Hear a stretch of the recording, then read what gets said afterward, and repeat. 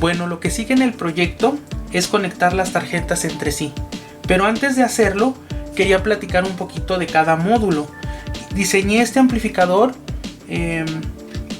separado en módulos. Pude haber diseñado una tarjeta completa que en donde estuviera todo, pero pues no, lo diseñé por módulos, y esto me va a servir para que sea más sencillo para ustedes entender cómo funciona cada parte. Sé que los que miran mis videos pues no todos saben mucho de electrónica, algunos tienen conocimientos básicos, otros no saben nada y otras personas saben hasta más que yo. Entonces pues voy a tratar de explicar un poco cómo lo pensé, cómo lo diseñé y por qué lo hice así. Bueno, lo hice en módulos porque las reparaciones y el encontrar fallas es más sencillo cuando las cosas están hechas por módulos. Hacer las cosas por módulos tiene también sus inconvenientes, que es que va a ocupar más espacio y hay que hacer conexiones con cables y bueno, diferentes cosas, ¿no? Pero me gustó este modo. En el amplificador de audio pues no hay tanta necesidad de hacer tan reducido el espacio, menos esto que va a estar dentro del cajón. Esto va a quedar dentro del cajón. Entonces bueno, aquí puedo sacrificar un poquito ese espacio que me ahorraría hacerlo en una sola tarjeta, y me va a ayudar a explicar un poco cada módulo. Bueno, vamos a empezar con cómo llega la energía. La energía que llega de la pared, la que nos entrega comisión, va a llegar a esta tarjeta. Va a haber un switch para encender y apagar el amplificador, pero cuando uno lo enciende, la energía no va a llegar directamente al transformador. Va a pasar por una resistencia que es de bajo valor, que nos va a permitir que el transformador empiece a funcionar inmediatamente que cerramos el switch. Y va a empezar a cargar los capacitores, pero de una manera suave, porque va a pasar a través de una resistencia. Entonces la corriente máxima que va a poder entregar el transformador va a estar limitada. Eso nos va a ayudar a que estos fusibles no sufran, porque estos capacitores son muy grandes, son de 10.000 microfaradios a 50 volts y prácticamente están funcionando a los 50 volts. Entonces va a estar el capacitor en sí, el capacitor electrolítico, funciona como un corto cuando no está cargado. Es decir, que cuando le vamos a cargar el capacitor, se comporta consumiendo mucha energía en un instante, y después ya va disminuyendo hasta que llega al punto en el que más puede cargar, y ya ahí el consumo ya es prácticamente cero. Pero ese consumo excesivo, cuando lo encendemos, pudiera quemar los fusibles.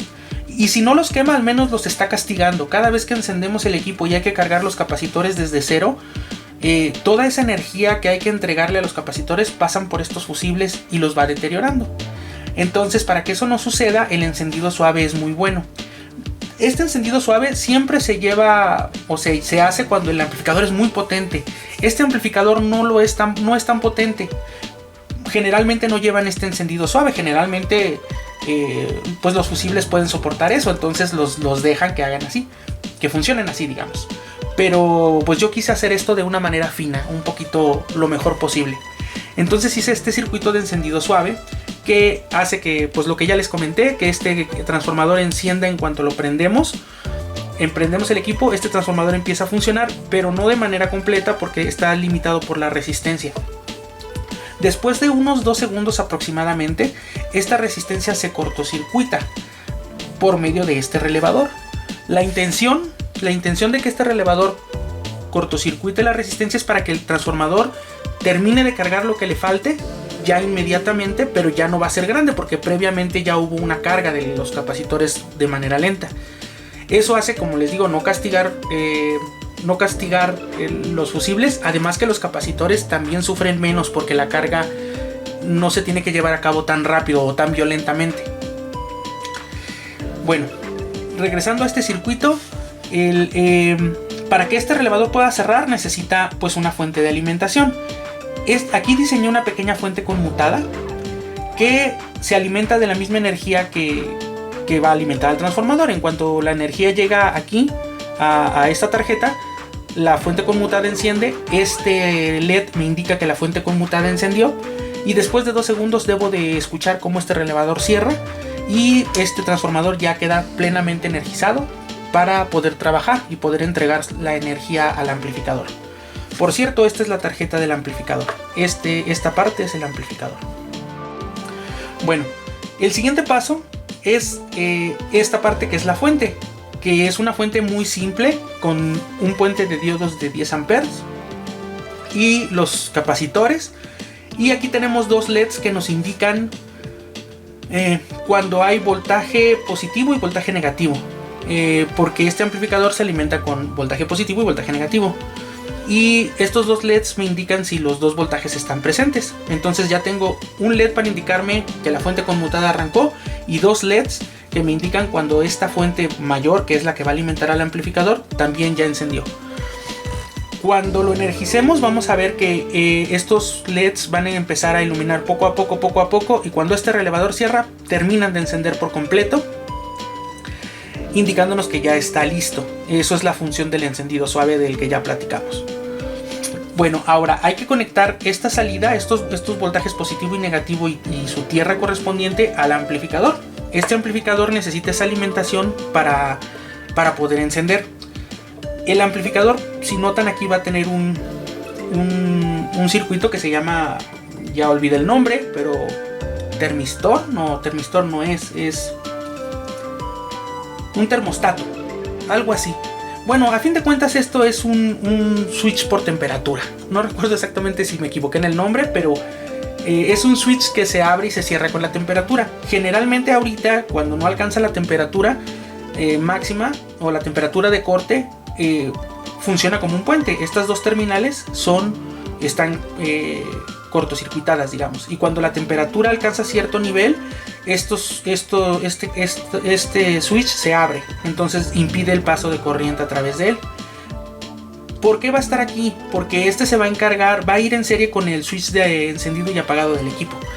¿Para qué? Para que si el amplificador está sufriendo por calor, o sea, esto está muy caliente, que es a los 75 grados, cuando este componente está diseñado para que a los 75 grados abra.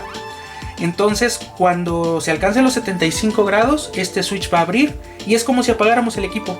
La intención es que se apague hasta que se enfríe y este vuelva a cerrar y este switch vuelva a cerrar y vuelva a encender el equipo. Es para protegerlo contra temperatura. El diseño y por las pruebas que he hecho no suele suceder. Necesitaría que hubiera un problema o de plano estar exigiendo demasiado al amplificador para que este circuito funcione. Pero bueno, está bien como protección. Bueno, este amplificador es algo muy sencillo. Recibe una pequeña señal de entrada que es la señal de audio y la va a entregar magnificada, tanto en voltaje como en corriente, para poder excitar bocinas, buffers y cosas, lo que nosotros queramos colocar en su salida. Bueno, no quiero adentrarme tanto porque aquí habría un mundo de cosas que platicar de electrónica y el video sería eterno y aburrido. Entonces, bueno, por ahora vamos a quedarnos con que este es el amplificador de audio que necesita energía para poder trabajar, la cual la recibe de esta fuente, y él va a tener una señal de entrada que es el audio con el que lo vamos a alimentar, y la señal de salida de audio podría ir directo a las bocinas, pero antes de eso va a pasar por este circuito pequeño, esta tarjetita. Esta tarjetita se va a encargar de hacer un retardo en el encendido. ¿Cómo funciona eso? Si conectamos directamente las bocinas al amplificador, al momento de encender el amplificador y el voltaje con el que este amplificador se alimenta esté estable, en las bocinas se suele oír a veces un ruido como un puff en las bocinas y un movimiento rápido y un consumo de corriente elevado en ese instante de encendido. No es bonito, se oye mal y no me gusta. Entonces lo que hace este circuito es no tener conectadas las bocinas al amplificador hasta que la fuente no esté totalmente encendida. Bueno, como este es un circuito que también enciende lentamente, eso ayuda mucho a que no se escuche ese sonido en la bocina, el puff que les digo. De hecho, este amplificador, como está diseñado, está tan bien diseñado, por decirlo de algún modo, que no suele suceder que se escuche ese sonido. No es un sonido puff molesto ni nada. Pero este circuito que retarda la conexión de las bocinas siempre es muy bueno, porque permite que el equipo encienda y que además, si hay un problema en el amplificador al encenderlo, esa energía no llegue a las bocinas y las dañe. Las bocinas nunca van a estar conectadas hasta que este switch cierre. Obviamente, primero deberá cerrar este switch, que es el que enciende la fuente, y después de ese tiempo deberá encender este otro switch. Bueno, este switch tarda alrededor de 5 segundos en encender. Es decir, ya para cuando este enciende, este ya lleva tiempo encendido. La fuente ya está totalmente estable. Ya no corremos ningún riesgo. Y entonces cierra este switch, que es la salida de audio del amplificador, y va a mandar esa señal al crossover. El crossover es algo muy sencillo. Vamos a platicar de él después, pero vamos a quedarnos con que este circuito retarda el encendido de las bocinas.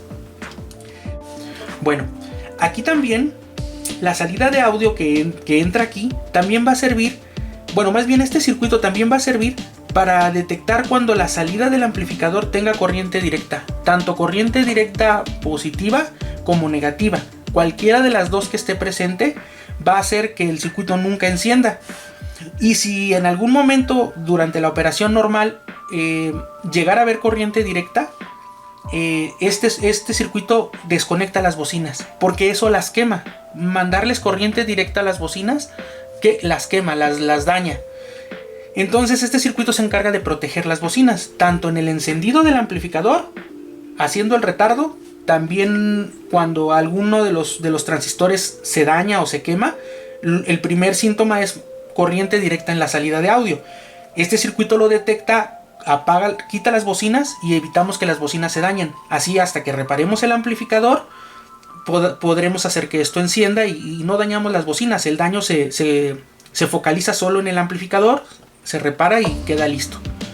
Bueno, el crossover, bueno, una vez que este circuito ya cerró el audio, manda el audio al crossover. El crossover tiene una entrada y varias salidas, en donde este se encarga de dividir la salida en diferentes, más bien la salida de audio es dividida para que a cada bocina reproduzca las frecuencias en las que es bueno. Por ejemplo, un buffer es bueno reproduciendo frecuencias bajas, alrededor de 200 Hz para abajo.